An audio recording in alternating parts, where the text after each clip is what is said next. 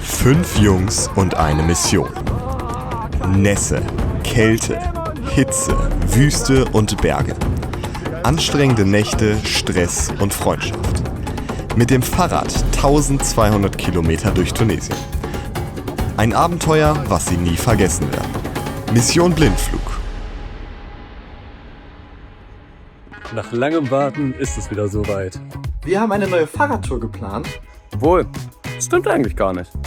Hier haben wir eine Tour geplant. Mission Blindflug. Es wird eine Unknown-Tour, das heißt, die Fahrer haben keine Ahnung, wo es hingeht. Planung und auch Buchung wurden komplett von uns übernommen und wir haben uns auch eine Strecke mit ein paar lustigen Dingen überlegt. Damit schicken wir die Jungs ins Abenteuer. Im Vorhinein haben wir gewisse Grundbedingungen geschaffen. Unsere Reise sollte in ein Land außerhalb von Europa gehen. Dafür haben wir natürlich einen Zeitraum und ein gewisses Budget festgelegt. Damit konnte die Planung beginnen. Das Motto war, je weniger wir über das Land wissen, desto besser. Für die Tour haben wir uns zudem für ein Checkpoint-System entschieden. Anders als bei Mission Feuervogel nach Istanbul wollten wir etwas Zeit haben, das Land und die Kultur zu genießen.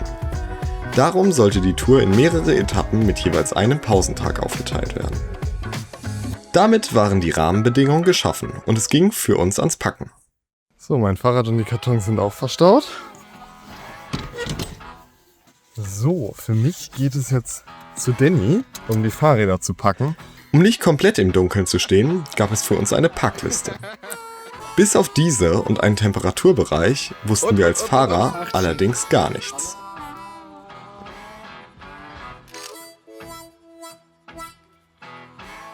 Also ihr bekommt von uns auch noch ein paar Kleinigkeiten. Und zwar fangen wir erst mal an mit so Briefen. Die habe ich ja extra für euch Schmuddelfinger in so Dinger gepackt. Mächtig. Also, wir müssen ein Gurtmaß von 1,58 einhalten. Ich habe mal gerade so gemessen. In keiner Welt funktioniert das.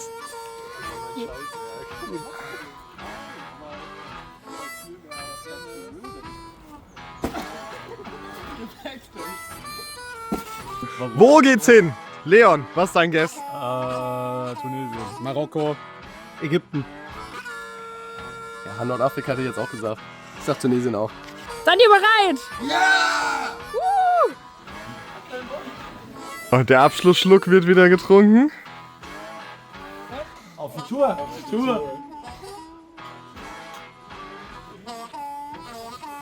So, der Zug kommt. Zug kommt. Wir haben Fahrräder gestapelt.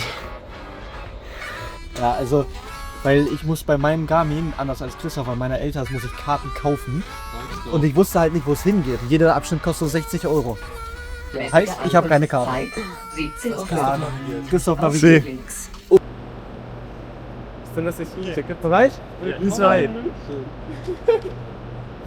Fahrradtour Blindflug. Piep 1. Achtung, Achtung. Achtung, Achtung. Hier spricht das Planungsteam. Liebe Passagiere, oder sollten wir sagen, liebe Abenteurer, bitte begeben Sie sich pünktlich zum Check-in. Ihr Abenteuer beginnt genau hier. Vor eurem Start erhaltet ihr von uns streng vertrauliche Gepäckstücke. Paket 1. Manchmal sind die kleinsten Dinge die besten. Paket 2. Achtung, sonst tut's weh. Schnappi. Ja. Paket 3.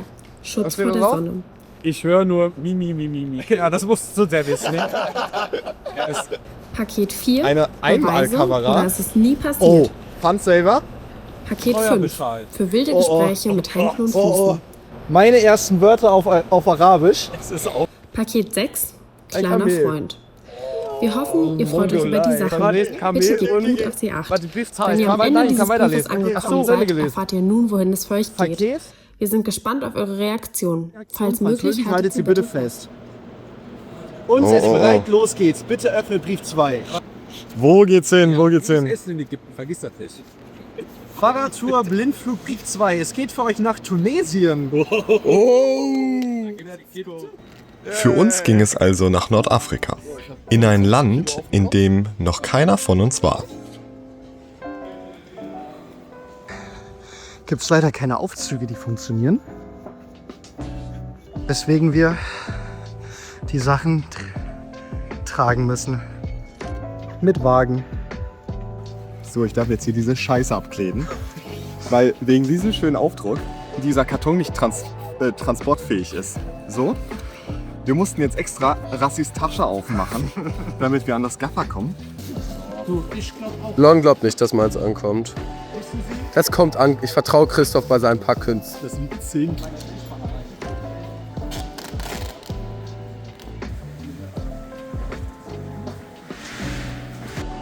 So, da vorne sind unsere Kartons hinten auf dem Hänger.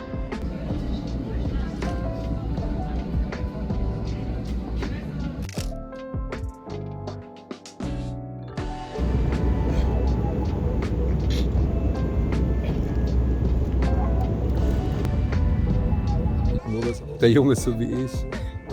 Soll ich auch anfangen? Ja, bitte. Ich will nach Hause. Vorsicht, der ist unten auf. Wir sind gegen 1 Uhr nachts angekommen. Für uns ging es dann ans Aufbauen und die Frage, wie wir jetzt die Nacht verbringen sollten.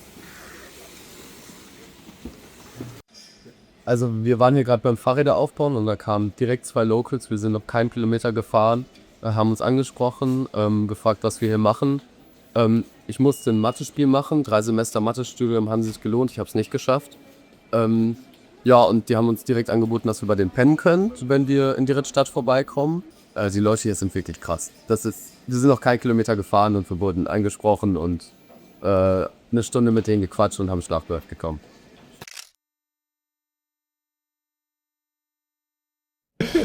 Machen wir uns jetzt auf den Weg? Wir machen uns auf den Weg. Ich will nicht. Ist da noch was drin? Nein. Schade. Also mir geht's gut. Mir auf.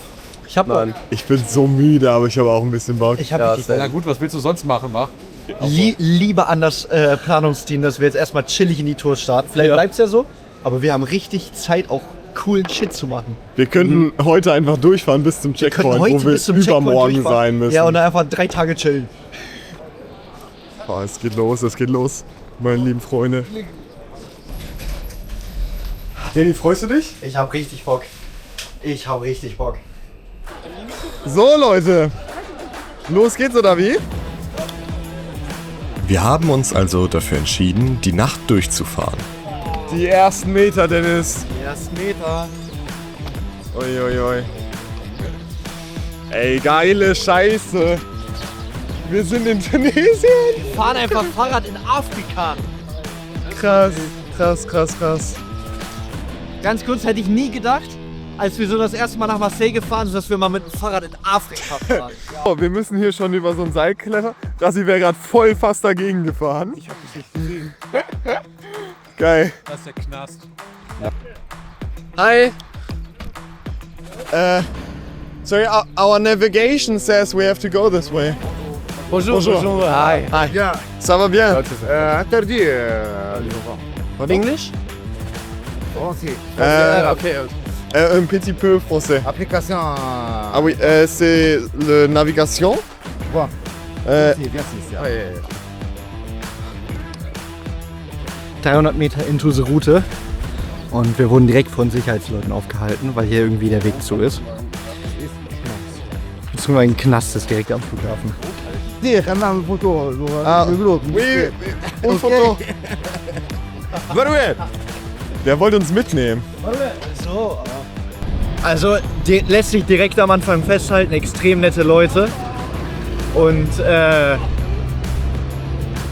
sehr, sehr interessantes Land und sehr, sehr gastfreundliche Leute. Also macht Spaß bis jetzt. Oh, die ersten Erfahrungen hier. So, wir durchqueren jetzt Tunis.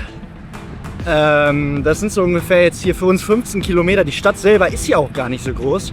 Ja, aber bis jetzt sehr, sehr schön. Wir fahren gerade noch Autobahn. Das ist wieder mal interessant. Und die Straßen sehen aus irgendeinem Grund unglaublich glatt aus. Und was direkt jetzt auch schon auffällt, also während die Sonne gerade ein bisschen aufgeht, es ist 5 Uhr, Verkehrsregeln sind hier auch eher so Auslegsache. So, da hinten sieht man auch schon so ein paar Berge. Richtig geil. Ey, der ganze Müll brennt. Wir sind schon an 2 brennenden Mülltonnen jetzt vorbeigefahren. Und, also stinkt auch natürlich. Aber jetzt kommen wir langsam aus der Stadt raus.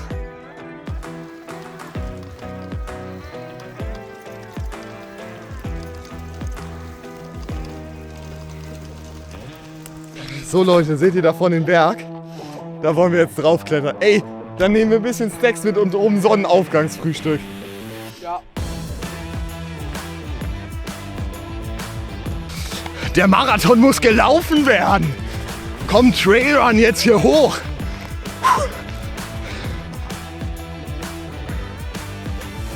Guckt euch das an. Alter. Oh, da unten kommen die Trucker. Ja. Hier, da unten, da so ungefähr, sind unsere Fahrräder. So, wir haben jetzt unser kleines Bergabenteuer beendet, fahren weiter und die Straßen sind echt interessant und vor allem, so wir waren gerade in der Hauptstadt und wie es jetzt einfach aussieht, ist unfassbar.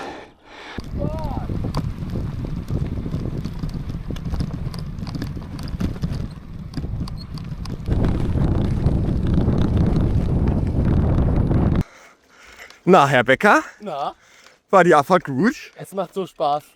Also man kann keine 60 brettern, sondern eher 40 und steht halt wirklich im Sattel. Aber wow. Wir fahren ja hier immer schon schön mit T-Shirt rum. Aber man muss dazu sagen, also es ist ja gerade noch ein bisschen bewölkt, die Sonne ist aber gut, perfekte Temperatur gerade. Aber es ist gerade 7:10 Uhr. Vorsicht, Loch! Boah. Jetzt ist hier schon wieder fast vorbei mit Schlaglöchern. Aber so sieht das hier öfters mal aus. Und da muss man immer schön durchnavigieren.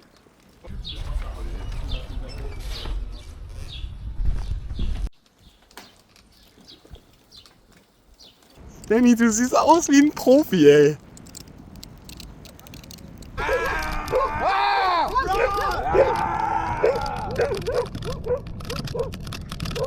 Alter, das wird noch spannend. Das wird echt noch lustig. Oh, hier riecht's nach Verwesung. Überall Hunde schon wieder, ey. Das ist richtiger Flashback hier, Mann. Guckt euch das an.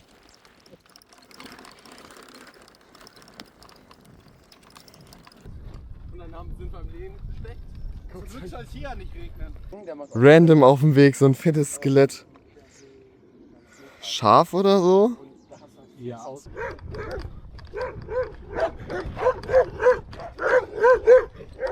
Hey!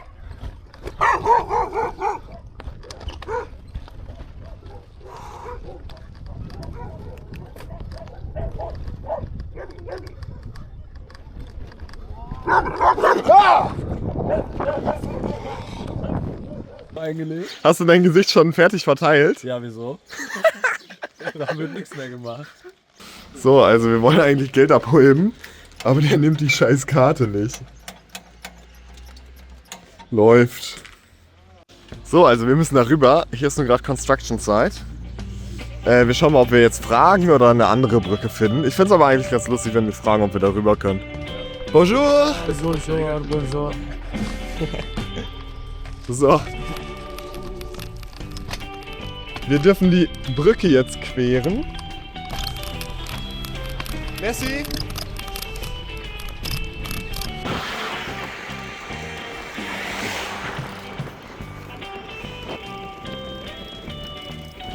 So, wir sind fast oben am Berg wieder.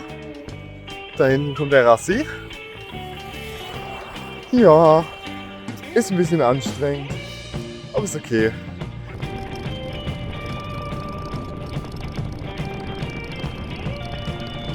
Wir sind richtige schwache Maten geworden. Wir sind richtig schlecht geworden. Wer ist schlecht geworden? Hier. 50 Kilometer gefahren und ich bin am Arsch. Mit einer Stunde Schlaf. Gut, mit einer Stunde Schlaf. Ach Mann.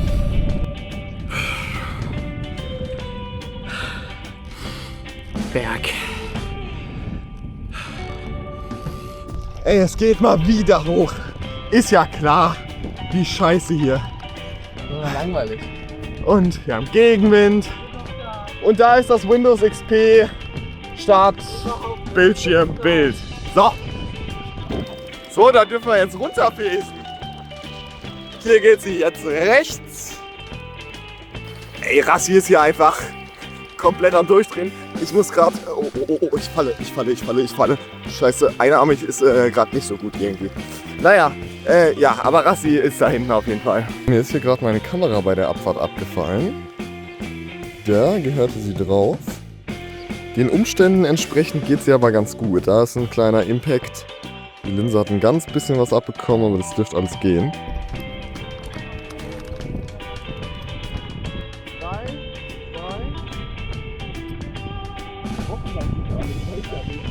Wir sind jetzt in einer Stadt angekommen und hier müssen wir uns ordentlich eindecken, weil wahrscheinlich jetzt nicht mehr so viel kommt. Also vielleicht kommen noch so Kiosk-Minimärkte, aber uns wurde geschrieben, dass wir jetzt irgendwie für 80, 90 Kilometer uns versorgen müssen. Schön, jetzt noch 3 Stunden in der Sonne. Dann können wir noch direkt essen.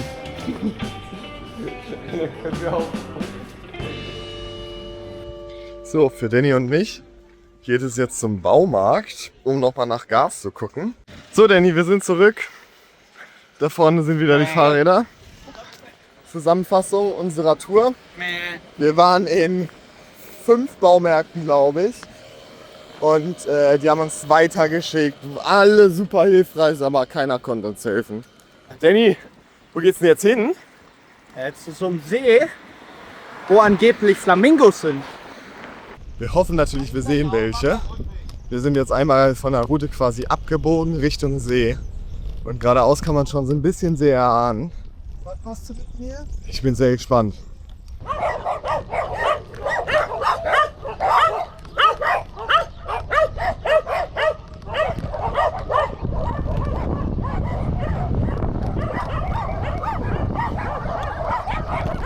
Hey! Das sind Flamingos. Das sind weiße Tüten.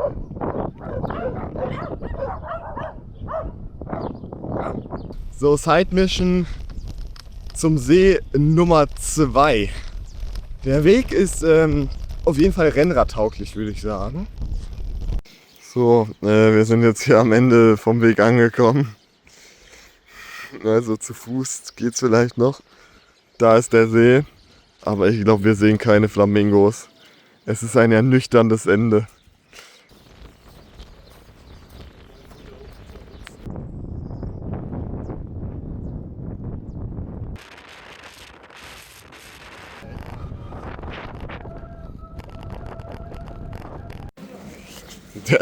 Der Müll kommt zu uns. Was gibt die denn hier so eine Gosse, ne? Nichts Geiles. So, wir sind jetzt hier nochmal in einer Stadt. Und hier sind so Shops. Das sieht echt cool aus. Man kriegt so ein ganz paar Fisseltropfen ab. Das heißt, es könnte jetzt gut sein, dass es anfängt zu regnen. So, die Regenjacken werden angezogen. Wir hoffen, dass wir sie nicht brauchen. Hey, Leute, wir haben die 100 voll. Am ersten Tag. Ein bisschen spät, aber das ist okay. Wir haben ja keinen Stress heute. Und die ersten 100 sind auf dem Tacho. Man kann geradeaus einen See sehen. So ein ganz bisschen. Wir hoffen, dass das der Schlafplatzsee ist. Dann geht es nämlich wirklich nur noch runter. So, dann schauen wir mal, ob es hier rechts jetzt reingeht zu einer geeigneten Schlafstelle.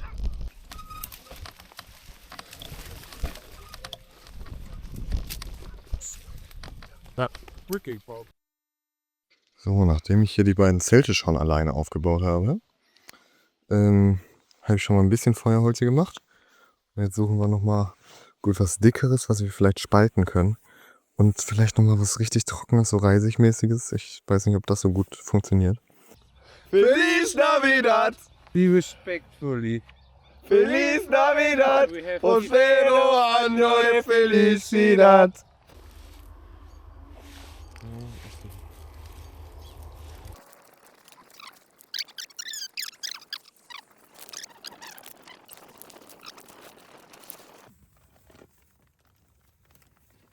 Okay, das Feuer geht jetzt ein bisschen zur Neige, weil das halt unterm Topf schwierig ist. Und es hat angefangen zu pieseln ein bisschen. Ist also irgendwie nicht so ideal. Aber ich denke, die Nudeln sind auf jeden Fall heiß. Ob sie kochen, werden wir dann sehen. So, wir essen jetzt aufgeweichte, aber heiße Nudeln. So sieht das Feuer jetzt aus. Ja, mit Soße Pizza. Basilico e Oregano. Danny, schmeckt's? Ja. Top.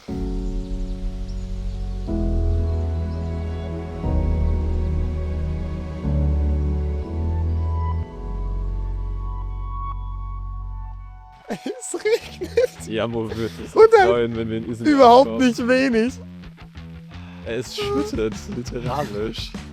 Komm, los jetzt. Ah! Oh, die ersten Meter werden hier geschoben, bis es wieder auf die Straße geht. Dann ist es wirklich sinnflutartiger Regen. Alles ist nass.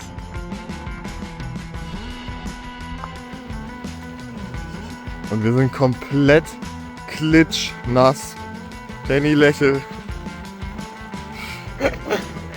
So, Danny fährt Leons Fahrrad jetzt Test. Die Schaltung will gerade nicht so ganz. Es will nicht. Ekelhaft alles. Das sind ein paar 90 Kilometer im Regen, aber immerhin funktioniert das Fahrrad jetzt auch nicht mehr. Eigentlich. Mein rechtes Knie tut weh. Afrika und so. Ja? Ah, da fährt der Dog.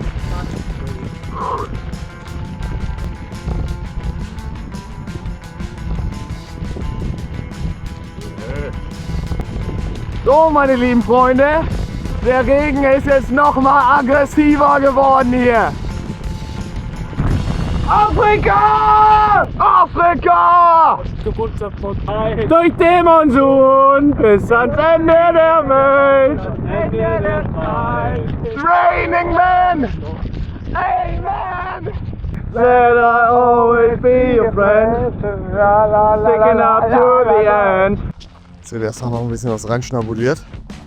Ich habe nämlich zum Frühstück noch 4 Oreos gehabt.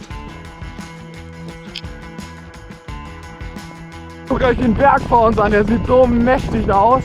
Ich hoffe, auf Kamera kommt das irgendwie rüber. Ah, kalt.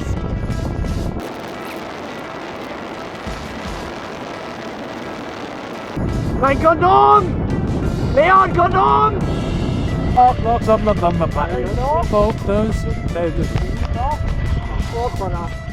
Uiuiui. Wie?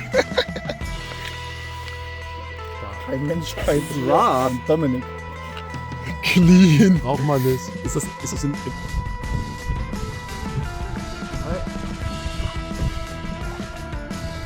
Tunesische Gummibärchen. Auf 3. 1, 2, 3. Boah, ich mag's. Es ist Bubblegum-Geschmack. Ey, Babyeule. Süß. Sieht das keiner.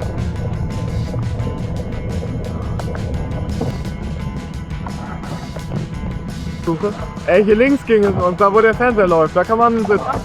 So, das Kamel macht Pause und trocknet ein bisschen hoffentlich. Und so machen wir. Na, Rassi, sind wir nass?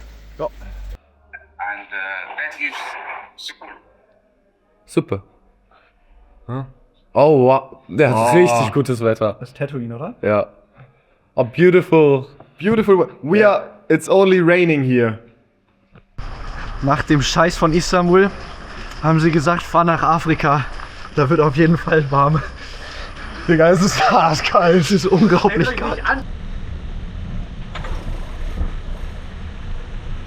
So, bergab und Dom ist hier richtig am Abliefern. Ganz vorne mit dabei. Ey, Dom zieht jetzt richtig durch. Ich muss mich hier richtig anstrengen, bergauf. Schrecklich. Ich glaube, der hat einen E-Motor mit. So, von da ganz unten kommen wir. Da hinten, wo es so raucht, sind wir eben vorbeigefahren. Und hier geht's hoch. Alter, ist das geil. Gute Laune, rechts gute Laune, links gute Laune, gute Laune, gute Laune. Fahrt nach Afrika, haben sie gesagt. Als Namen haben sie gesagt. Kassi, was sagst du dazu? Ist doch kalt. Ich zitter, der Wind ist einfach nur eiskalt. Oh.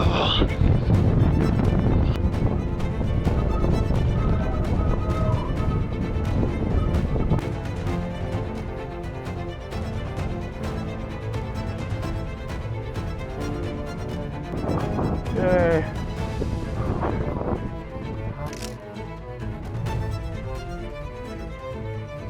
Beine sind im Arsch, die brennen richtig. Leon ist im Arsch. Nein, Leon meint, es geht ihm gut, aber er sieht halt sehr scheiße aus gerade. Ja. So, den hier schwindelig. Und da kommt er uns ein Hund besuchen.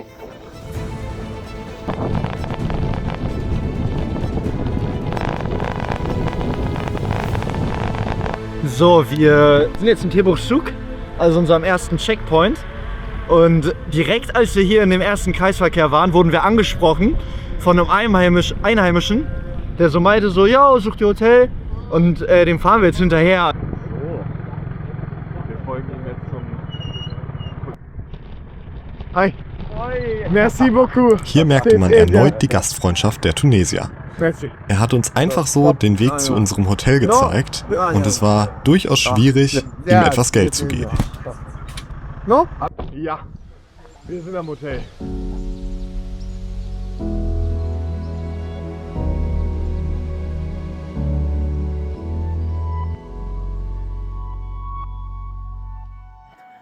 So, wir sind jetzt da. Ich weiß ja nicht, wie viel Essen wir hier noch bekommen. Es sieht sehr zu aus, auch wenn Licht noch da ist. Aber naja. So, wir laufen jetzt zur Pizzeria. Eigentlich wollten wir trampen, aber die ersten 2 Wagen haben nicht angehalten. Madame Messieurs, Fahrer zum Blindflug, Brief 4. Oh nein. Hallo und herzliche Glückwünsche. Ihr habt die erste Etappe geschafft. Der nächste Checkpoint ist Kairouan. Oder wie Benjamin sagt, Kairo auf Wish bestellt. Natürlich gilt auch hier, der direkte Weg wäre ja langweilig. Deswegen testen wir ein bisschen eure Geduld. Ihr macht einen Zwischenstopp in Gafsa. Auf dem Weg zurück in den Norden fahrt ihr durch Sidi Bouzid und schließlich weiter nach Kairouan. So, ich gönne mir jetzt Durchfall. Hoho, schön. Und der Rest hat hier seine Pizza. Ich schätze, ich bestelle gleich auch noch eine Pizza. Dann vielleicht ohne Fleisch. Es gibt auf der Karte keine ohne Fleisch. Ich hoffe, das funktioniert. In der Pizzeria haben wir Ashraf getroffen, einen Local, nach dem wir auch unser Maskottchen benannt haben. Zu 7 im Auto hat er uns dann zum Hotel mitgenommen. Prompt kam auch die Polizei, die wollte allerdings nur checken, ob es uns als Touristen gut geht. So sieht unser Hotelzimmer aus. Da ist der Rassi. Wir haben natürlich schon wieder hier alles vollgehängt, dreckig gemacht. Es ist krass, ey. So, es geht raus aus dem Hotel. Oh, Schranke. Wir fahren jetzt frühstücken. So, wir fahren heute an unserem Pausentag auf Fahrrad. Ich fass es nicht. Aber wir fahren zu Ashraf, unserem Freund von gestern. Wir müssen ihn gleich aber ehrlich nochmal fragen, ob der Stress wegen uns bekommen hat mit der Polizia. Und er hat uns jetzt einen Plan, glaube ich, gemacht, um die Stadt anzugucken. Was man halt so macht mit dem erstbesten Typen, den man in der Pizzeria trifft. Oh, England and in Tunisia. I studied too much. Yeah, Tunisia is actually underrated, I feel. Yes? It's not very well known, because people think about Morocco and they say North Africa. Wir sind jetzt hier auch schon an der Olivenstadt und die ist so krass. Die sind alle so nett. Richtig geil. Also wir stehen hier auf den Ländereien des tunesischen Großgrundbesitzers. Diese Olivenbäume, sie kommen aus der römischen Zeit. Das alles gehört ihm. Ja, er hat 17 Jahre lang in Europa studiert, eine Gastprofessur in Turin und einen Doktor aus Frankreich. Und er hat diese Mühle oder was das da ist, selbst gebaut, denn er hat auch einen Abschluss in Architektur. So basically, we believe that the best type of olives that you have in Italy were taken from Tunisia and replanted there. Yes, when the Romans came here in Duga. Ist das geil? Wir haben von unserem Freund noch ein wichtiges Motto mit auf den Weg bekommen. Life is not about money, it's about happiness. Wir haben das Gefühl, das fasst die tunesische Lebensweise sehr gut zusammen. Und vielleicht sollten wir uns hier in Deutschland davon auch mal eine Scheibe abschneiden. So, also wir machen Feuer. You should have brought some from this house. I think the main thing now. فوسط الواحد. يو دي نخلط على المنجي. ما اللي نحكي على الواحد. You know how to eat with your hands, no? Dip again. Start with the olive oil only. Yeah, start with just olive oil. Just For you? Perfect. Good. Ja. The simplest things are the best. Yes, that's true. Sag nix. Gott. Christoph? Taste es? Aber das Zucker war gekocht. Yes. Oh, you cook the sugar. Oh ja. Boah. Aber stark. Geil. Richtig gut. So, wir kriegen jetzt noch frisches Olivenöl hier gezapft. So, wir folgen dem jetzt zu dem Archäologiepark. Er meinte nämlich, er hat hier noch einen Shortcut. Und ja, er bringt uns da jetzt hin. Es ist so krass, wie freundlich die Leute hier sind. So, es geht die ganze Zeit hoch und wir haben brutalsten Gegenwind. Ist das scheiße, ey. So, willkommen in Duga Park Archäologique.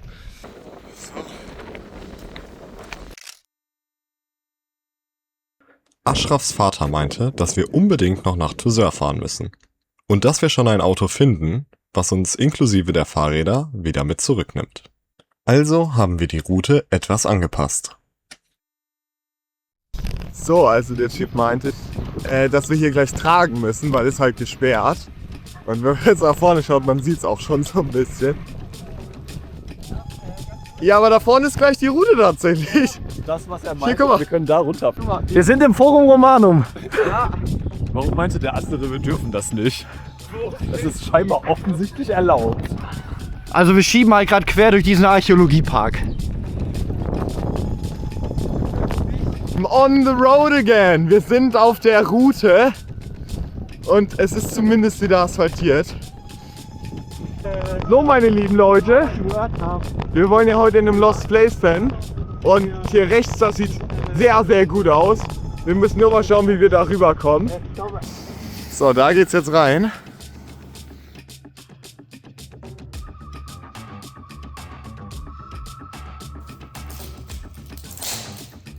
Also es raucht auf jeden Fall sehr krass hier.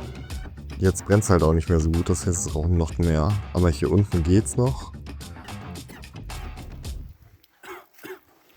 Wie weiß das denn, das da drin ist? Das ist mittlerweile hier schon echt schlimm. Alles Rauch.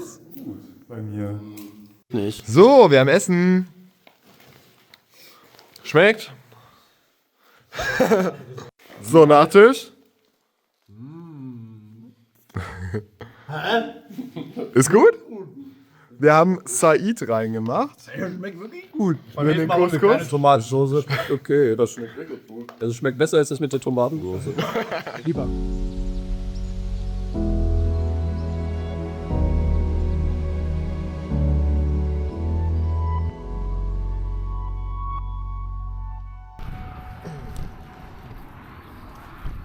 Oh, guten Morgen, meine lieben Freunde. Jetzt geht es frühstücken. Wir haben Rückenwind und es läuft optimal. Erster Platten der Tour.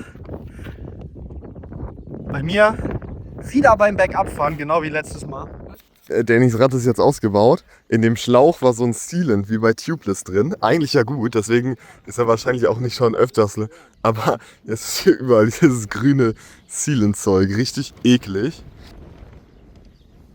Pizza zum Frühstück. Geil, geil, geil.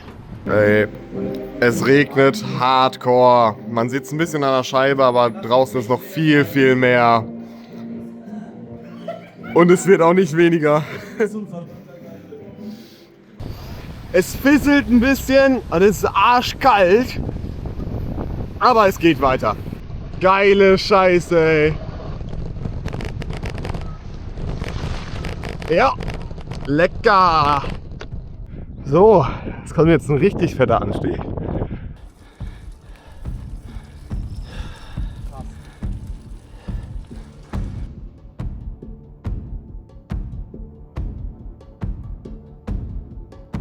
Ich fahre das erste Mal jetzt Musik so einen Berg hoch. Das macht es irgendwie besser. Und langsam wird es wüstig. Trotzdem fahren wir entlang. Ja, ich glaube, Dom hat auch gute Laune.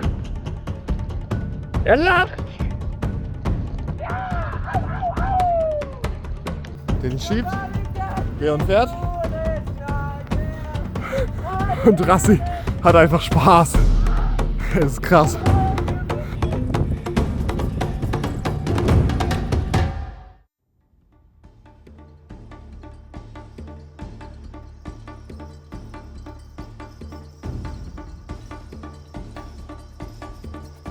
Die Kette sitzt fest.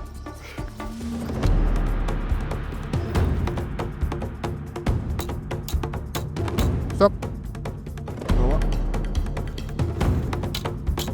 Stopp. Ich bin mit dem Typ. Scheiße. Aua.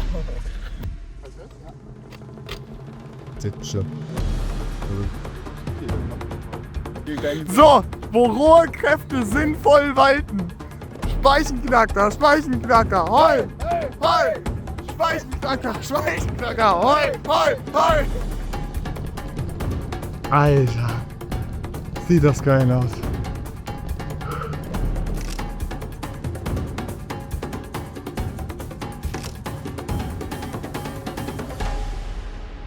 So, Peak der Tour geschafft. Jetzt geht's runter, meine lieben Freunde. So kann das Leben laufen. Es geht Höhen und Tiefen und jetzt geht's in ein Tief. So nämlich. Ach, ist das schön. Es läuft, es läuft, es läuft. Salam! Wir müssen auf Dom aufschließen. Auch ein Bingo-Satz, der nicht häufig erscheint, aber er ist da. Alter, wir fahren 42 km/h. Das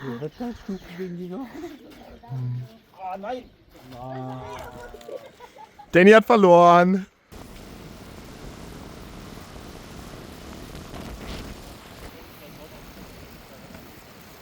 Ich gehe mich nicht ein, weil man muss ja auch ein bisschen braun werden. So nämlich. Salam! Vorsicht, Schlagloch! Hier!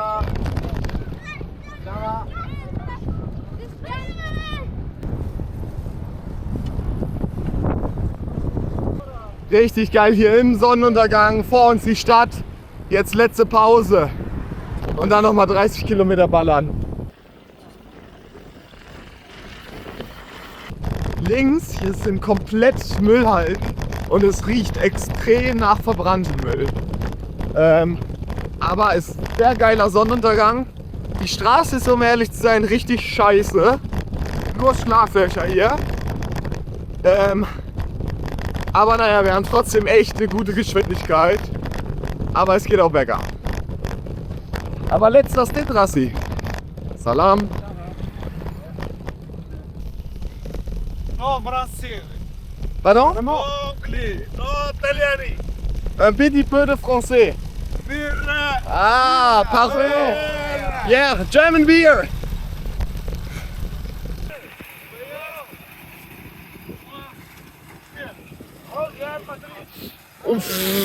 Vorsicht! Alter! Ich hab das auf Kamera. Chapeau, Chapeau. Ah oui, merci beaucoup. Real Madrid, Chapeau. Chapeau. Hey, au revoir. So, also die sind hackedicht hier wirklich. Der hat ja auch gerade noch sein Bier ausgetrunken. Sowas erlebt man nicht auf einem Roadtrip. Nur Fahrrad, ey, das ist geisteskrank. So, es geht nach rechts und da steht schon Gafsa dran. Sehr geil. Da ist unser Freund vom Flughafen. Das ist krank. So, und jetzt wird hier schön Schlafspot aufgebaut. Oh, Couscous, schön in kalt natürlich. Und dann schön hier mit Tomatenmark konzentriert und ein bisschen Harissa. Hast du? So, jetzt wird hier schön Pferdesalbe eingeschmiert. Oh, lecker, lecker, lecker. Und wer die schon mal benutzt hat, weiß, das brennt richtig krass.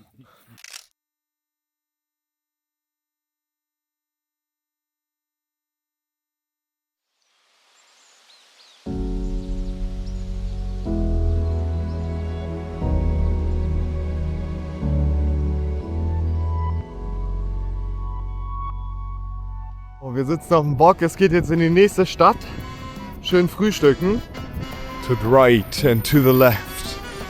Chaos, ey. Einfach Chaos hier. Frühstück im Café. Wir sind gerade aus Bir El Hafsay rausgefahren. Und das ist jetzt das Stück. Als eine lange Straße muss man sich ein bisschen vorstellen, wie so Route 66 oder so durch Nevada. Fühlt sich auch so an, also sehr, sehr warm. Und wir haben gerade 9:30. Also wird auch noch ordentlich wärmer. So langsam fängt man das Schwitzen an, ey. So, die Beine, die kochen schon. Die sieht, glaube ich, gut aus, ja.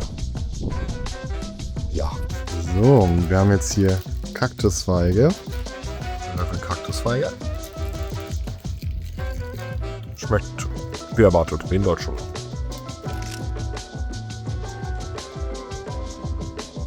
So, das Auto von eben, das war ja irgendwie so Militärpolizei oder was auch immer.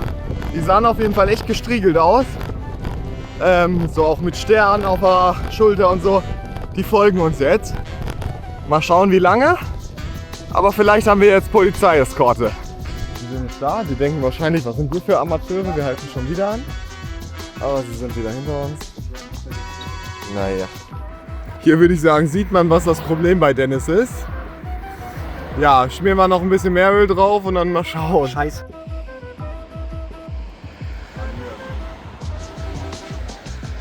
Ich glaube, so langsam kommen wir richtig in Afrika an. Wenn man sich hier die Natur mal so anschaut, überall Kakteen, Olivenbäume, nichts mehr mit Gras. So, Garmin meint gerade, wir sind auf Wasser. Würde ich unterschreiben, wir sind gerade auf einem Müllsee. Einfach überall Müll und Sand. So, ich weiß nicht, ob man sieht, aber hier sollte das Ritzel eigentlich gerade sein. Aber ist es nicht mehr. Ja, jetzt sieht man ganz gut. Scheiße, ey. So, ich habe ihn jetzt nochmal gefragt. Er fährt uns jetzt zum Bike Shop. Hoffentlich. Ja. Ah, parfait. Merci beaucoup. So, also wir haben jetzt unsere Kurbel hier bekommen. Heißt irgendwie 4 €. Und jetzt fahren wir zu einer Autogarage, die das da hoffentlich reinmachen können. Weil man da spezielles Werkzeug für braucht. Ey, der hat hier seine Police-Sirene, richtig cool.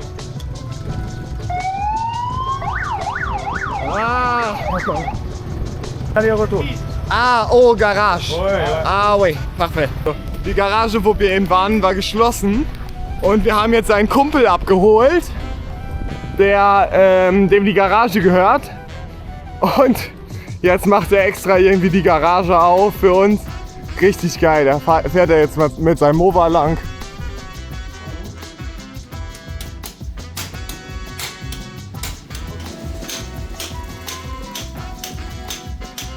So.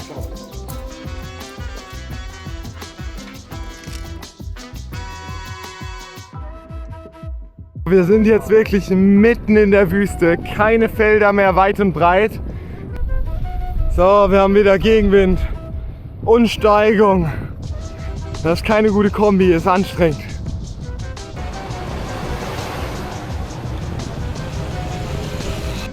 Oh, guckt euch den Sonnenuntergang an, Leute.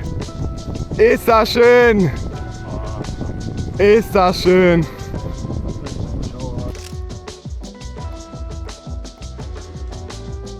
Da kommen die beiden.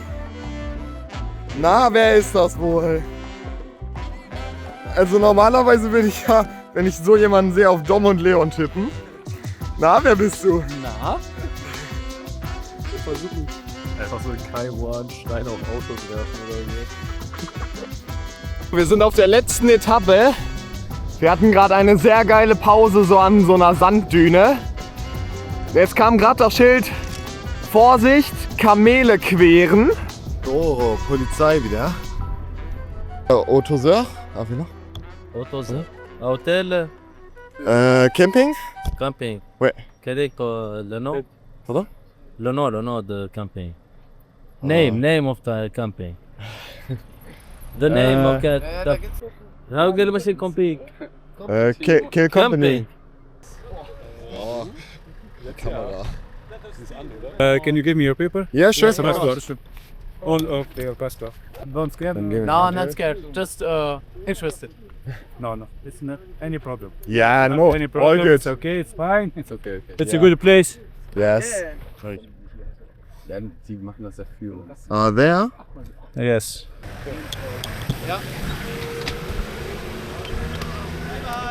Bye, thank you. So, wir wurden gerade, wie ihr garantiert bei Christoph gesehen habt, von der Polizei aufgegabelt. Beziehungsweise Grenzschutz.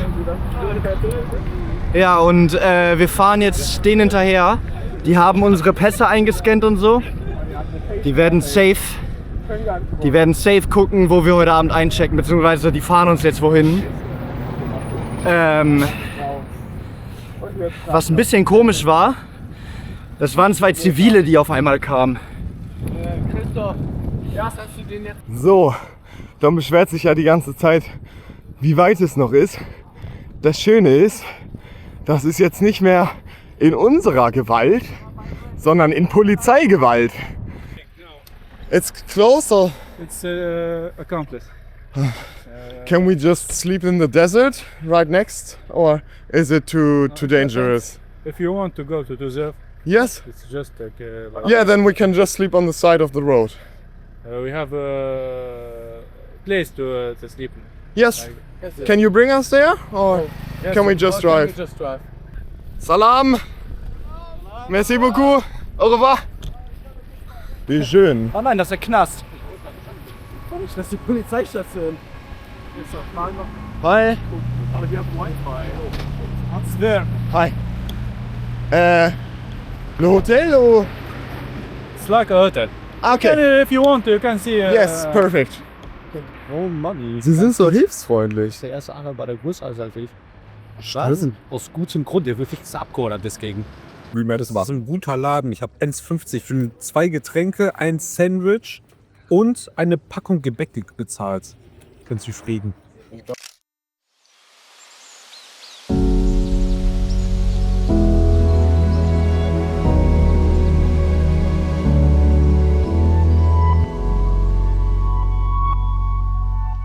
Unser Plan war es, am Morgen eine Reiseagentur zu finden, die uns durch das Atlasgebirge fährt und uns zurück nach Bir el-Hafey bringt. Wir sind jetzt dabei, einen 4x4 zu finden, um uns mit den Fahrrädern weiterzufahren. Und wir waren schon irgendwie bei der ersten Travel Agency, die haben wir gar nicht gefunden, die hatte zu oder was auch immer. Die zweite hatte nur komplett Busse, so für 50 Leute. Die dritte, da standen wir jetzt gerade vor, da kommt jetzt gleich jemand, der die erst aufmacht. Und ich gehe jetzt schon mal weiter, um zu gucken, dass wir auf jeden Fall hier noch was finden. So, wir haben jetzt hier das Reisebüro komplett vollgestellt. Da hinten ist unser Auto, mit dem wir jetzt zur Oase fahren. Und gleich kommt ein Pickup, der dann unsere Fahrräder abholt. Mal gucken, ob wir die wieder kriegen. Oh, Alter! Ah, c'est bon, c'est bon.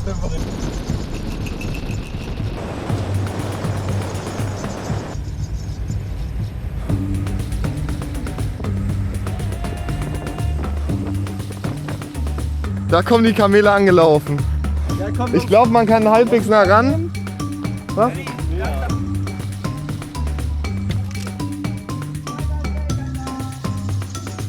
So, hier ist wirklich Oase, also überall stehen Palmen. Wir sind mitten im Gebirge. So, Wasserfall hier. Habt ihr alles an? Ja, dann filme ich jetzt auf euch. Ob es bei euch auch so ist? I doubt it.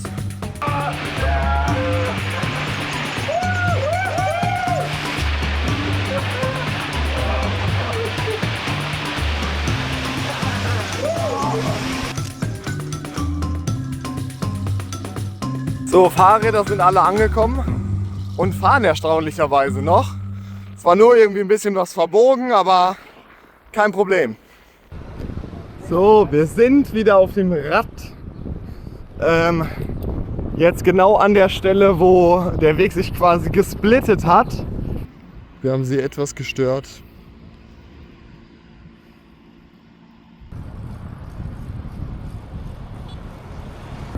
Wir wurden jetzt mittlerweile vor 3 Stunden wieder aus dem Auto rausgeworfen. Die Fahrräder waren ja erstaunlicherweise da. Ja, wir haben ja die Strecke jetzt ein bisschen verlängert, aus Versehen, mit unserem kleinen Touri-Trip. Polizeieskorte, meine lieben Freunde. Ist gut. Die wichtigsten Leute Tunesiens. Kulturbotschafter Fair. Hinter uns ist immer noch der Polizeibeamte. Es hat uns gerade ein zweites Polizeiauto überholt. Und das sieht da vorne so aus, als würde er warten, ja? Das ist der Polizeiwagen. Ja. Wollte ihm Cola geben. Jetzt muss ich 2 trinken. Oder soll ich da hingehen?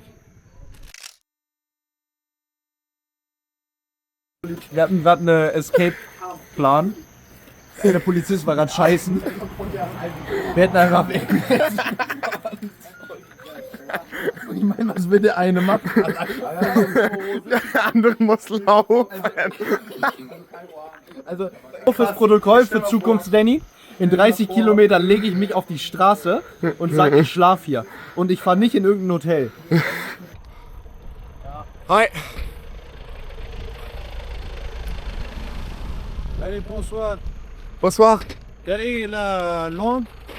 Un petit peu de français et anglais? English. English, yes. English, right. Okay, er eskortiert uns zu einem Haus und das ist ein Safe Place. 20 Kilometer, 20. 15 Kilometer. Okay, meine Freunde. In 250 Metern biegen wir ab. Und der Polizist möchte uns ja zu einem Hotel führen. Da sind wir jetzt natürlich sehr gespannt, was passiert. Oh, ich bin gespannt. Oh, er biegt auch rechts ab. Goat. Oh. Vielleicht bringt er uns zu einem sicheren Feld. Vielleicht bringt er uns auch nach Kairouan. Herberge? Ey, vielleicht ist es echt kein Hotel. Nein, ich glaube, wir können hier campen. Was? Oder? Locker, ja. Oh, nö. The Goat, ja. Nein, das wär's jetzt. Bonjour. Camping ici? Ici. Ah, parfait. Merci. Merci beaucoup. Oh, schön, ich freue mich schon richtig, morgen neben das Polizeirevier zu scheißen. Ich liebe die Behörden. Wir haben. Merci beaucoup. Merci. Au revoir. Au revoir. Ah. Wir müssen ja, die Polizei ist zum 5. Mal, ne? Doch mal seinen Pass verloren. Wollte ich noch erwähnen. Kann jemand in mein Fahrrad leuchten? Die Nationalgarde hat uns zum Campen zu einer Polizeistation gebracht. Die lokale Polizei war damit allerdings nicht so glücklich. Diese hat uns dann die gesamte Nacht weiter überwacht.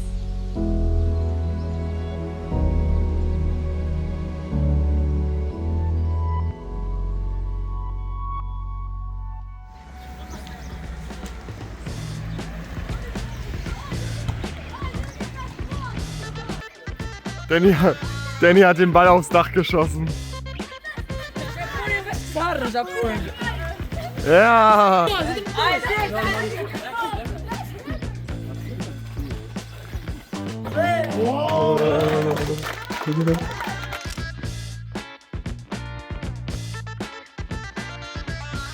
So, meine Freunde, wir sind in Kairouan, beziehungsweise fahren langsam in die Stadt rein. Hinter uns ist, dreimal dürft ihr raten, Polizia. Ja, und wir fahren jetzt zu unserem Hotel. Und vielleicht machen wir uns jetzt noch einen kleinen Spaß mit denen. Meine Lieben, wir haben die Polizei hinter uns. Ich hoffe, man sieht. Wir drehen jetzt hier 2 Runden im Kreisverkehr. Da ist die Polizia. Oder noch eine dritte. Komm, noch eine dritte. Eine noch.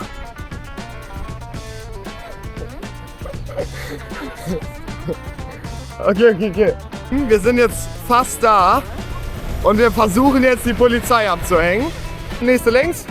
Das ist Durchfahrtverbot, Digga. Ja, egal. Oh, das ist perfekt.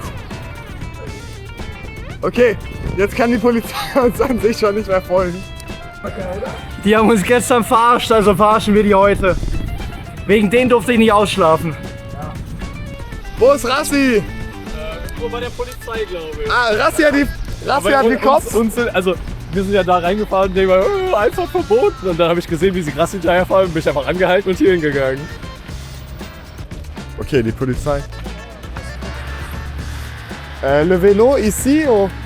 Ah oui, parfait. Hut ab! Ihr habt jetzt bereits offiziell über die Hälfte der Tour geschafft. Aber bevor ihr euch jetzt zu sehr zurücklehnt und entspannt, müssen wir euch mitteilen, dass ihr die nächsten 2 Tage besonders viel in die Pedale treten müsst. Der nächste Checkpoint ist Hamadliv. Es geht für euch von Kairouan aus nach Hamadliv. Das ist ein Ort südöstlich von Tunis. Aber bevor ihr euch jetzt direkt auf den Weg nach Tunis macht, solltet ihr erst noch einen Abstecher nach Chepper machen. Der da und der letzte Tag ist auf euren Mist gewachsen. Wieso euren? Fick dich, Danny! Wie man vielleicht hört, gab es kleine Streitigkeiten über die Sportlichkeit der Tour. 360. Eventuell habe ich das Planungsteam auch etwas beeinflusst, sodass die Strecke länger wurde. Das wäre der Schnitt, Luis. Wir hatten noch ein weiteres Problem. Und zwar musste Danny seine Bachelorarbeit noch fertig machen. Dafür wollten wir nun in Tunis schon mal ein Hotel buchen. Als wir Rücksprache gehalten haben, kam aber heraus, dass wir gar nicht von Tunis fliegen. Aufgrund dessen musste Danny leider den letzten Brief schon öffnen und wir haben uns eine Alternative überlegt. Wir befinden uns an einem Scheideweg. Es hat sich in den letzten Tagen herausgestellt, dass wir sehr unterschiedliche Vorstellungen haben, was diese Tour angeht. Und dass wir auch einiges an Problemen hatten, das, was von uns erwartet wurde, in diese Tour reinzupacken. Die erste Option, wie Danny eben gesagt hat, würde beinhalten, dass wir um die 200 Kilometer am Tag fahren. Ja. Und das nur, damit Danny gerade rechtzeitig abends ankommt. Deswegen haben wir uns entschieden, dass es das Beste für alle wäre, unsere Lager aufzuspalten. Wir dachten, es wäre schwachsinnig, wenn wir jetzt einfach nach Sousse fahren, da aufhören. Das wäre ein bisschen wenig für uns. Weil wir sind Kulturreisende. Genau. Wir nehmen das Land auf, so wie es ist. Und wir werden es nicht akzeptieren, einfach im Kreis Fahrrad zu fahren. Deswegen haben wir uns überlegt, wir wollen schon noch einen guten Schnitt beibehalten, also so um die 140 machen wir weiterhin, weil das war, was wir uns ungefähr vorgestellt hatten bei der Tour. Da können wir halt auch noch schön einige Sachen besichtigen. Und wir kommen dann, glaube ich, ungefähr gleichzeitig mit euch an. Aber wir haben halt zwischendurch noch die Möglichkeit, uns ein paar Sachen anzuschauen. Ja, komm.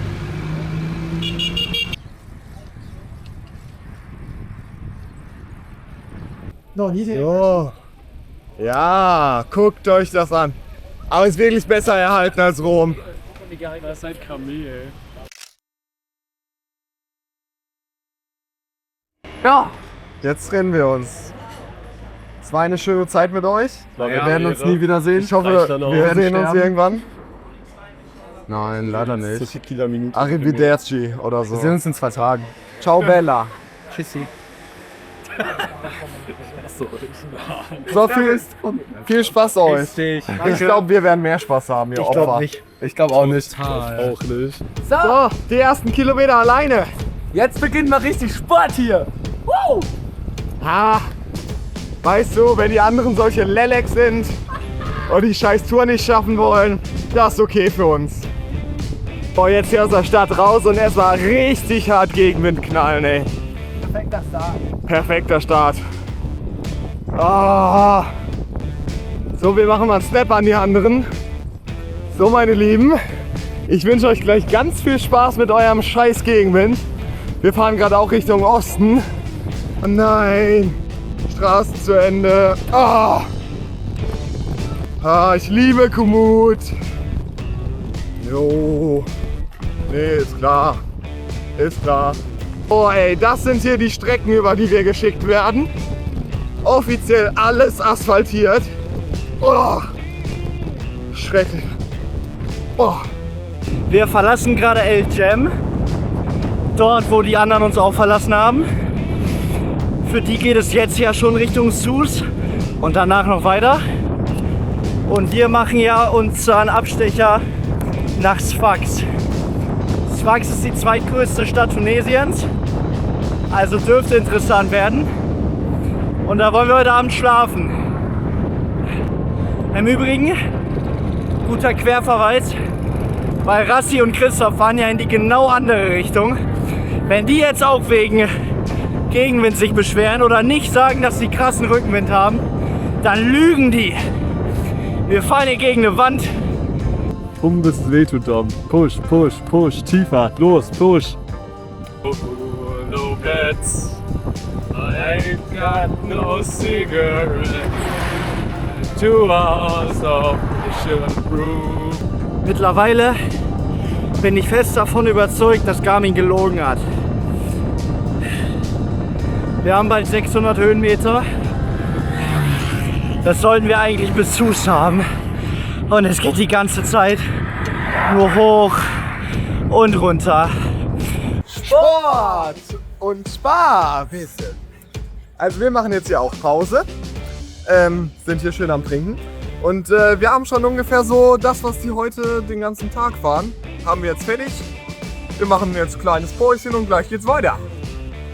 Ey, man merkt krass den Windunterschied. Jetzt auf einmal hier 28, kein Problem. Perfekter Asphalt, 32 km/h und es ist free. Es läuft, es rollt. Es ist geil.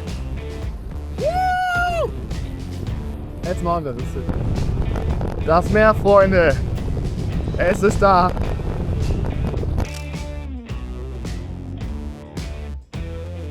Das sieht richtig nach Urlaubsgebiet. Also ist es auch 100%. Aber so richtig schön Urlaub am Meer. So, Riegelpause. 14 machen wir noch. Bis zur nächsten Pause. Und dann haben wir 55er sind, glaube ich. Ist das schön.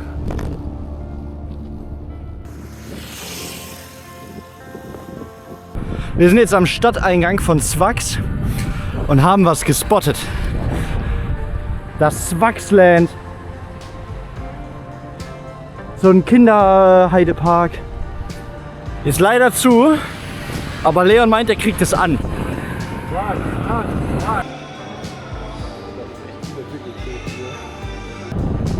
Also, irgendwas ist hier ganz komisch und das ist ungelogen gruselig.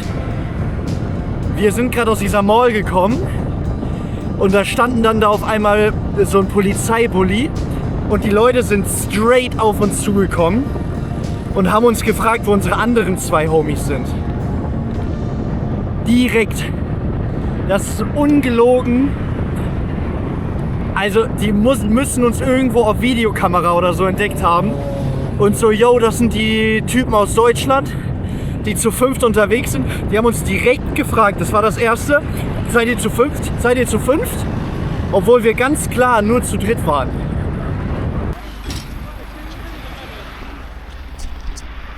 Han, ist gerade was? Warum? Ich erkläre es dir gleich. Der Geheimdienst nimmt uns gerade in sein Auto mit.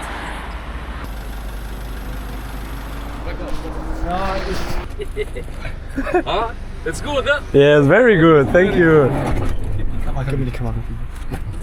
Also, wir sind jetzt hier wieder wie in Istanbul.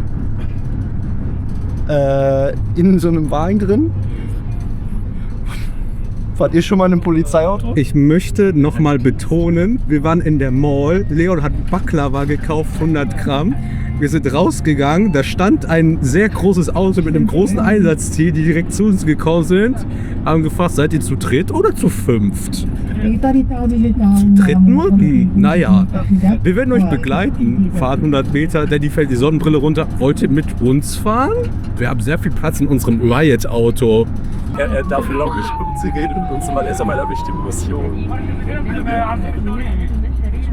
Das ist unlandbar besser als Istanbul. So, wir knallen natürlich hier wieder in die Nacht rein. Aber wir haben jetzt auch nur noch 25 und dann geht's ab in der Haia. Oh, hier dürfen wir jetzt durch. Hier ist aber wohl gerade Construction Site. Ja, ist glaube ich nicht so weit. Krass.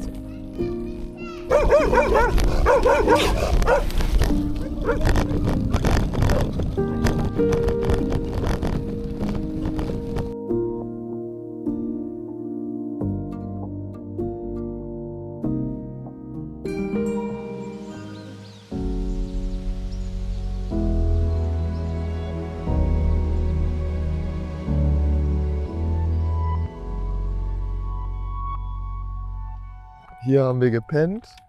Unter dem Olivenbaum. Es ist 7:14 Uhr.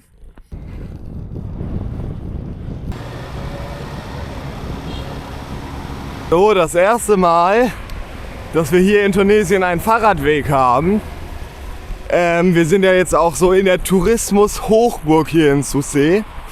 Guckt euch die Landschaft an, ey.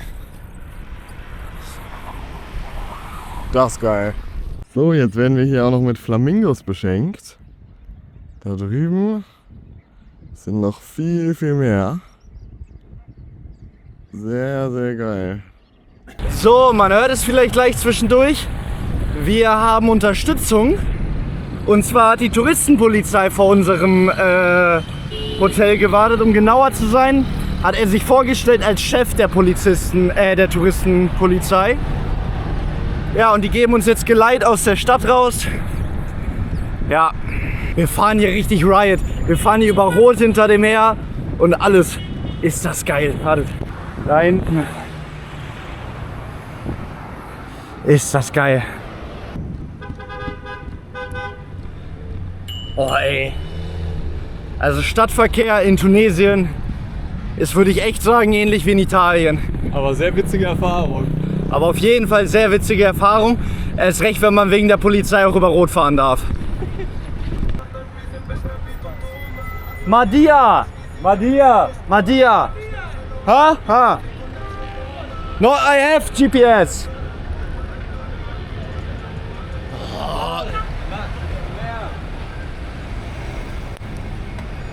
Wollen wir unsere fahren? Okay. GPS. Nein, GPS.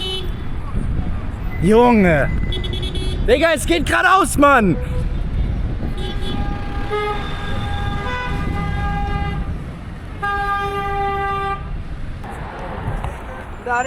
Non, non, non, non, c'est pas le GPS. Oh, c'est. Then L'arrêt de Mahdia, c'est ça, c'est ça. No, no, no, no, no. Look, look, we have a route.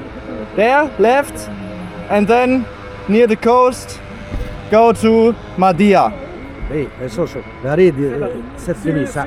L'arrêt, ça, c'est ça. À gauche. Yeah, but that's the route, you know?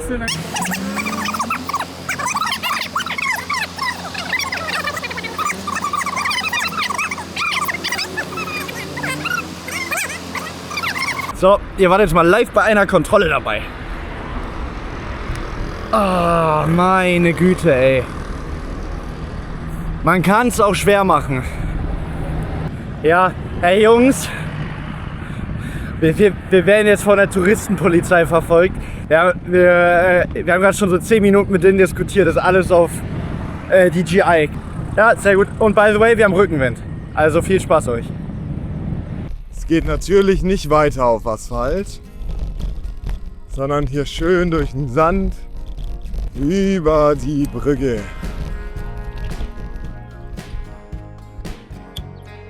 Bonjour. Bonjour. Ça va? Ça va bien, Ça va? très bien. لاباس. à Tunis. Oui. فول. أنا Oui. كارتيك رجلة. كارتيك رجلة. Oui. كارتينج. Oui. فول على تونس. Ah, okay. Autobahn! Auf die Autobahn, weil wir den einen Weg nicht fahren durften. Müssen wir jetzt irgendwie ein paar Kilometer parallel dazu machen. Wir fragen den mal. Nein. Nein, Rassi. Der kommt auch schon. Hi. Bonjour. Bonjour. English? Quelle est votre destination? Tunis. Tunis. Il est strictement interdit. Oui, le problème est... c'est autoroute. Can you tell us where to go? Because, well, our GPS says we have to go this way, but it doesn't work. Can we go there? Okay. So, wir sind jetzt wieder hier in einer Pause. Und wir haben ziemlich genau 50 Kilometer im letzten Stint gemacht. Aber tatsächlich unfreiwillig. Wir sind wieder in einem bekannten Biom. Es war Wüste mit Olivenbäumen und es ist unfassbar heiß. Wir rufen jetzt die Botschaft an, um mal zu fragen, ob das eigentlich nötig ist, dass die uns verfolgen. Na, Leon.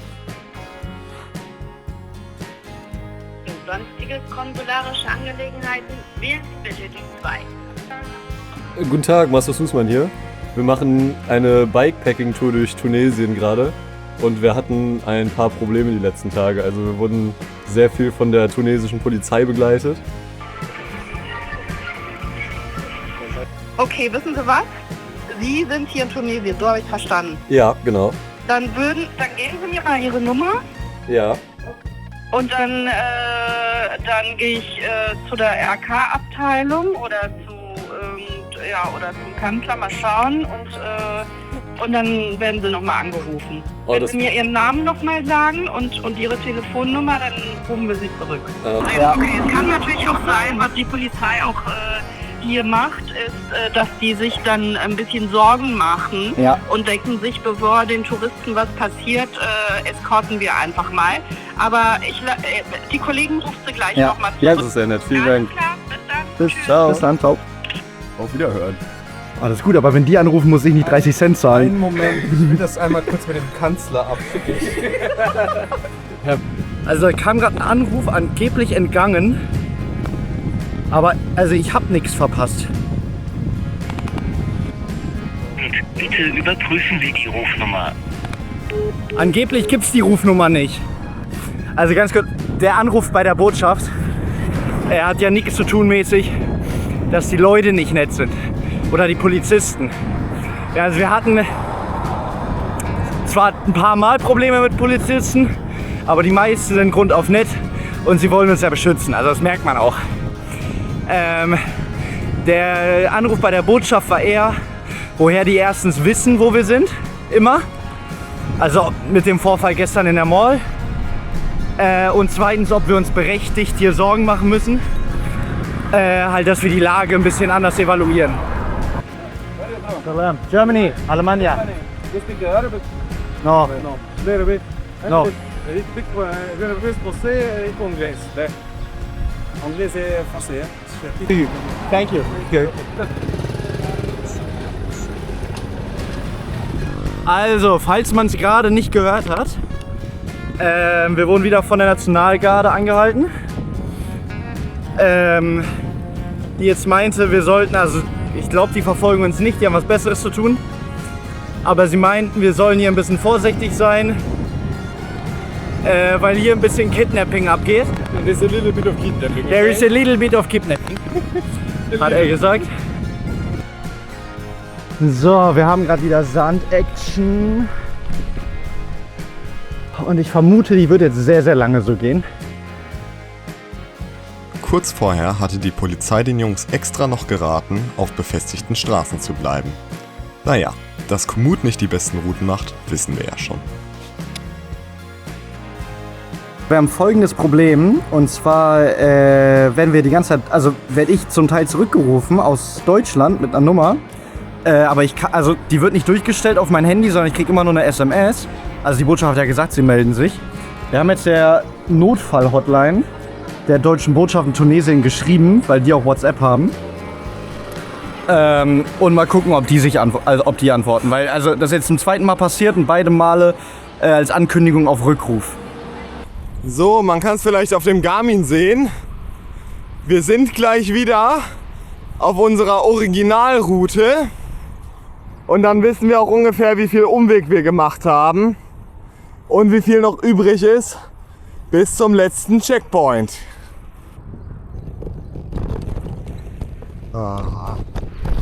Jetzt geht's Richtung Strand. Natürlich hier eine scheiß Dreckstraße.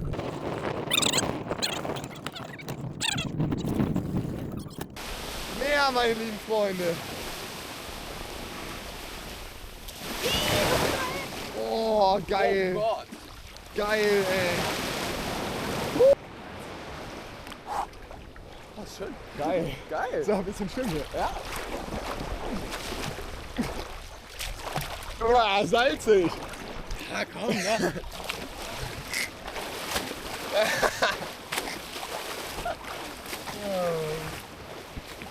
Ey, hier sind schon wieder so viele so Schüsse, Knalle, was auch immer. Ich gucke jetzt.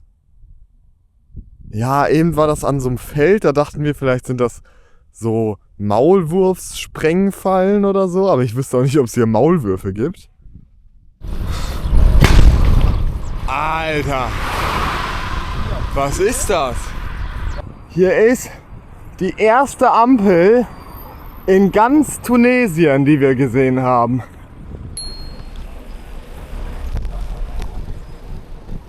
So fühlen sich also Motorradfahrer.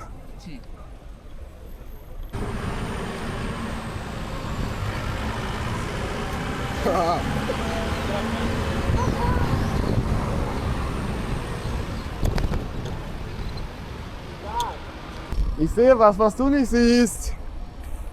Es geht bergauf. So, Rassi.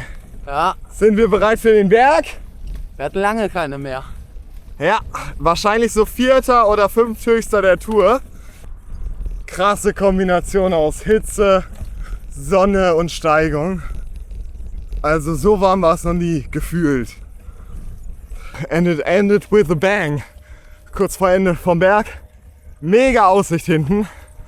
Aber hier nochmal ordentlich, ich schätze 18% knallen. Oder zumindest 15.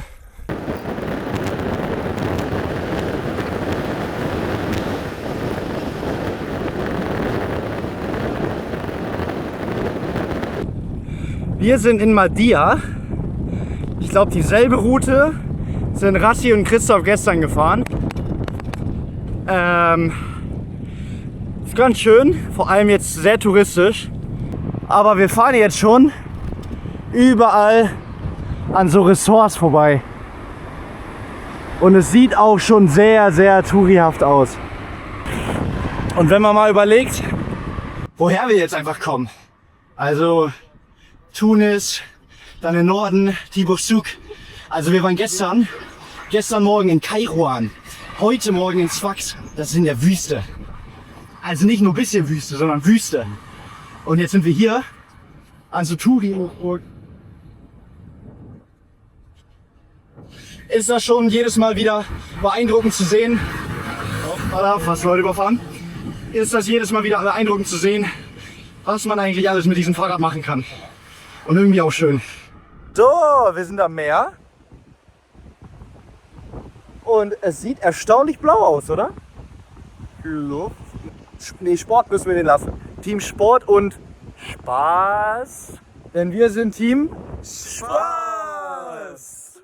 Team Spaß ist mal wieder unterwegs. Wir suchen Leons Handy. Ich habe es in Tunesien auf der Straße liegen lassen. Also es ist auf jeden Fall, bei der letzten Pause hatten wir es und die war vor 18 Kilometern. Dementsprechend relativ kleiner Suchbereich. Suchmissionen, Missionen der Mission zurück. Ein weiterer voller Erfolg. Ja, genau wie alle unsere anderen Missionen. Und zwar kein Erfolg. Handy ist weiterhin weg. Aus der Überlegung, am Strand zu schlafen, wurde leider auch nichts, da die Jungs von der Polizei in ein Hotel geschickt wurden. Unter 500 Meter noch bis zum nächsten Checkpoint. Und ich bin auf jeden Fall extrem gespannt auf den Brief. Also sicherlich wird jetzt ein bisschen vorweggenommen, weil wir schon wissen, von wo wir fliegen. Aber ich sage, es ist immer noch extrem viel offen. Und ich muss sagen, der Checkpoint gefällt mir sehr, sehr gut. Guckt euch das an. Rechts Meer, Sonnenuntergang. Oh, richtig geile Stimmung. Okay.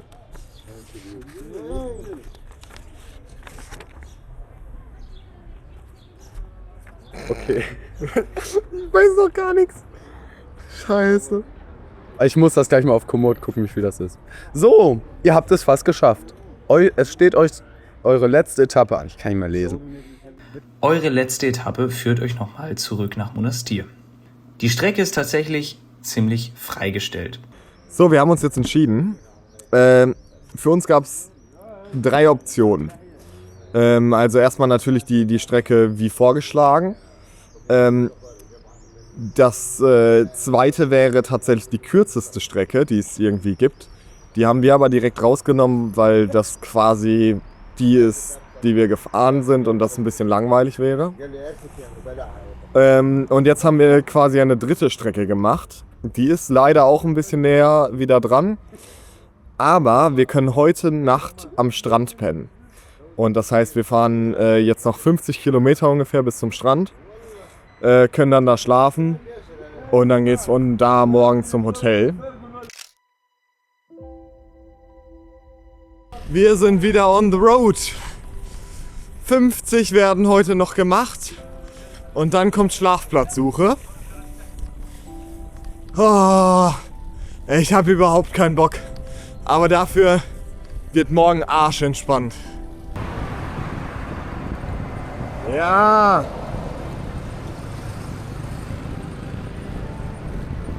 Das ist jetzt unsere Aussicht für die nächsten 3 Stunden.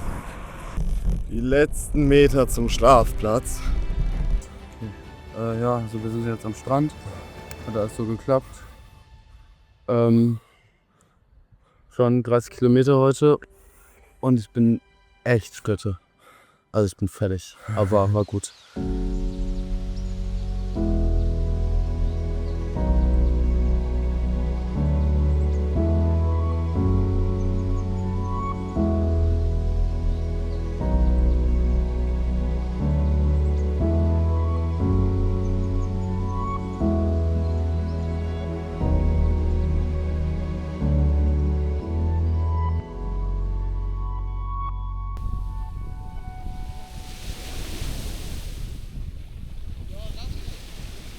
Komm, Rassi!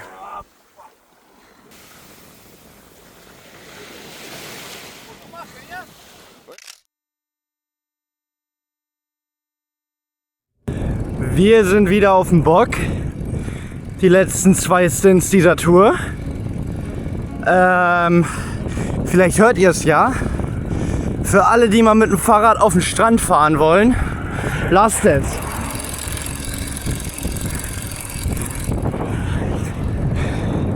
Diese Kette ist jetzt die Schmirgelpapier, weil überall Sand dran ist.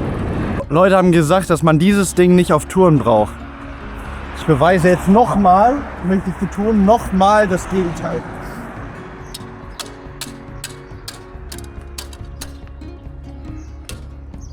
Komm auch mit der Hand. Mach doch. Nö. Ja. Wir fahren mal wieder eine rennradtaugliche Straße. Aber der Ausblick ist ganz schön. Das war hier, glaube ich, mal ein Steinbruch oder so. Und da ist eine Kante.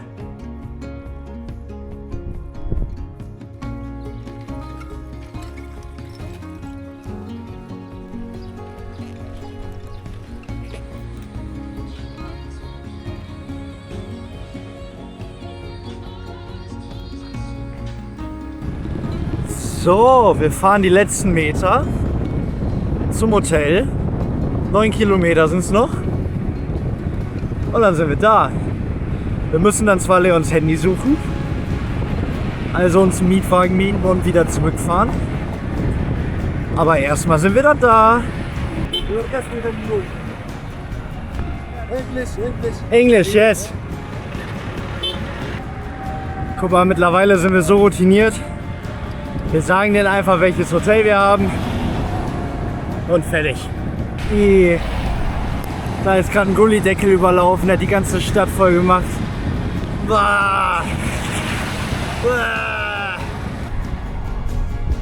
Da hinten ist es. Oh, ist das schön. Ist das schön, endlich fertig zu sein. Huh? No, we didn't check in yet. Checking in, yes. Ich bin Besucher Nummer 5. I booked 2 rooms on Ilna. Wir sind wieder im Hotel. Und ganz kurz, die Schuhe sehen so aus. Und könnte vielleicht daran liegen, dass wir gerade durch so ein riesiges Abwasserding gefahren sind. Aber wir riechen nach Scheiße. Also ich rieche hier ungelogen Kacke und das ist kein Scherz. Also es riecht nach Abwasser. Aber der Teil mit dem Abwasser hat besser gerochen als der meiste andere Teil der Stadt. Also das war okay.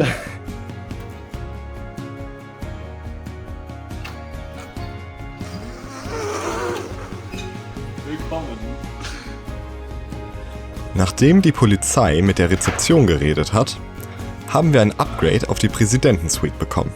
Die beste Suite im ganzen Hotel.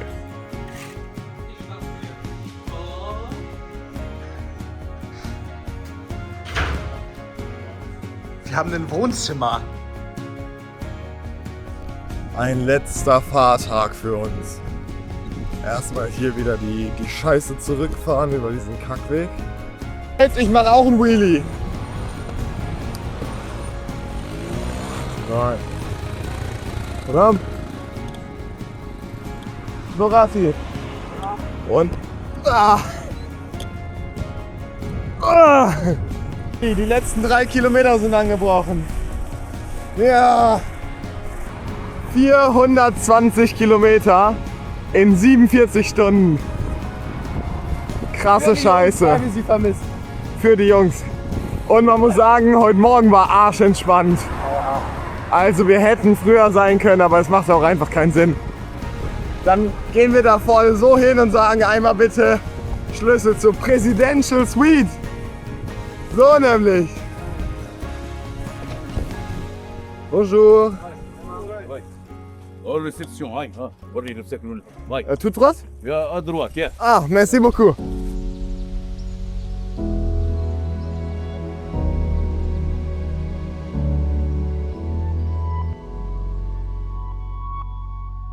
Ja, wir stehen jetzt hier in der Rezeption, in der Lobby und werden jetzt gleich zu unserer Suite begleitet. Schön. Gleichzeitig haben die anderen mit einem Mietwagen weiter nach Leons Handy gesucht. Hier rein. Ja, genau. Hab nicht Angst, sobald du anfängst zu bremsen, bist du tot. Fick die. Da raus. Spurwechsel auf andere, rein. Nicht auf 2, auf eine. Endlich Wiedervereinigung. Jetzt konnte die Entspannung endlich beginnen. Sonnenbrand. Naja, je nachdem, was man eben unter Entspannung versteht. Du musst mehr performen, junger Mann. Kannst du das nicht in den Filmpart, nicht nacke dich? Also irgendwie nach dem Fahrradfahren knallt das mehr. Hallo beide. Jetzt geht's hin. Meine Kinder, wenn ihr jemals eine Fahrradtour macht, trinkt nicht. Das ist eine gute Idee. Stell dir vor, ihr seht das auf dem Weg zur Presidential Suite.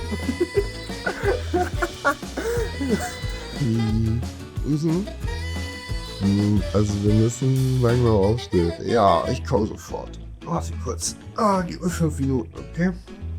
Okay, 5 Minuten noch. Ja. So, wir sind auf dem Boot. Es wird getaucht.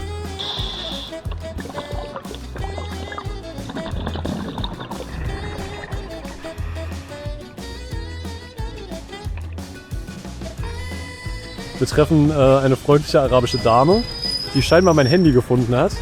Sie hat uns dann kontaktiert und wir sind jetzt wieder in Xuesaf, der zweite Roadtrip nach dem gestern, der nicht so erfolgreich war.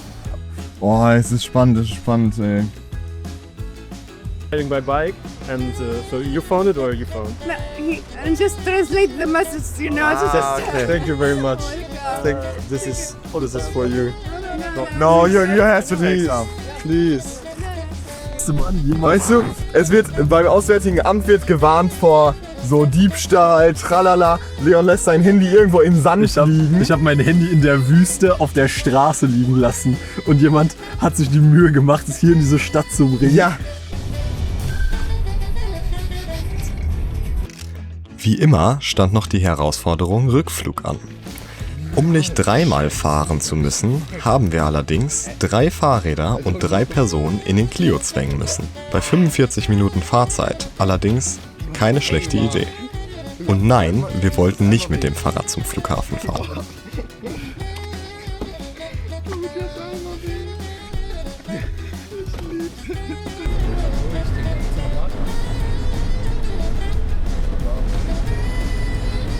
Das ist gut auf Kamera. Schade. Oh Gott, Polizei.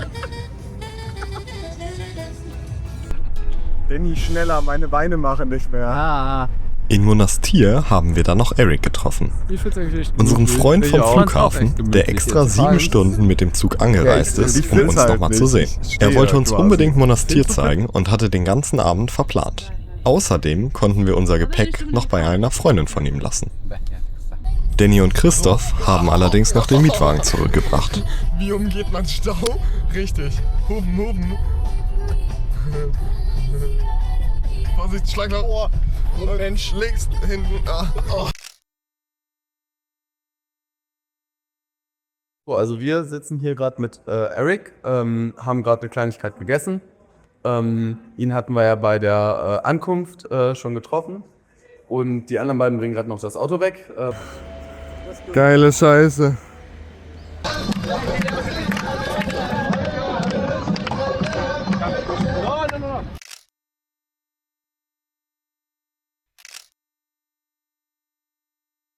So, das Abenteuer geht wieder los.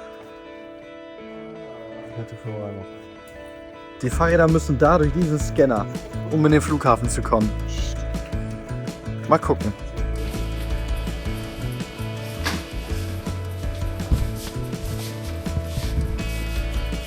So, kommt in unsere Höhle.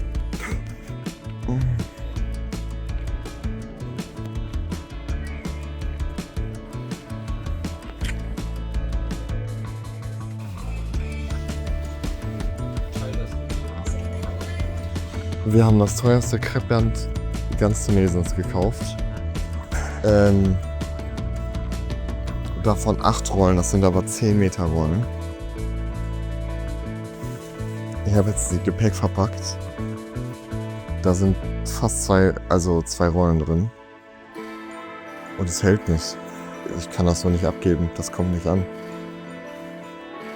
Wir haben ein kleines Problem.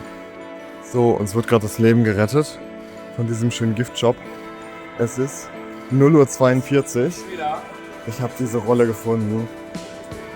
60 Dinar, also fast 20 Euro. Das ist jetzt natürlich völlig egal. Arschteuer, aber naja. Und noch Tape, also so Paketband. Und damit kriegen wir das fest. Jetzt zählt raus und dann rappt ihr das. Es tut mir auf den Kopf weh. Ja. Sagt schnell. Der sportliche Part wurde ersetzt durch wir sind einfach 5 Idioten. Ich kann auch drehen.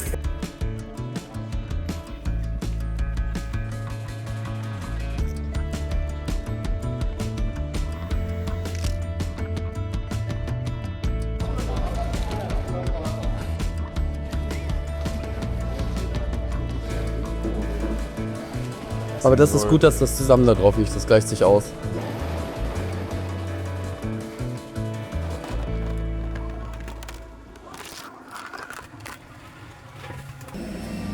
Damit haben wir es endlich geschafft. Komplett fertig, aber sehr glücklich und voller Eindrücke geht es zurück auf Heimreise.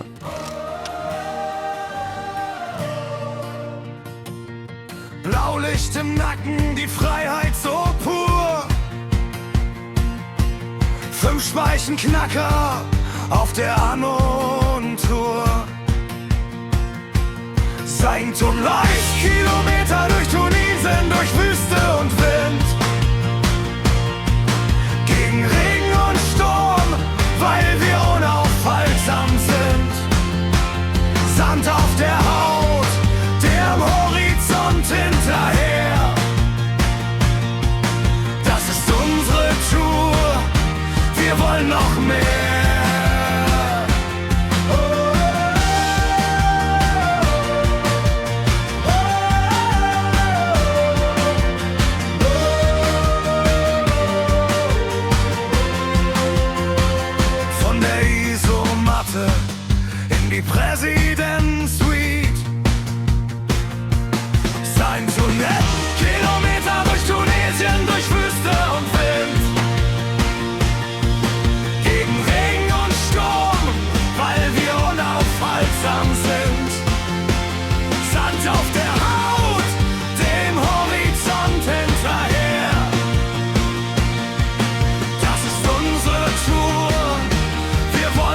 mehr.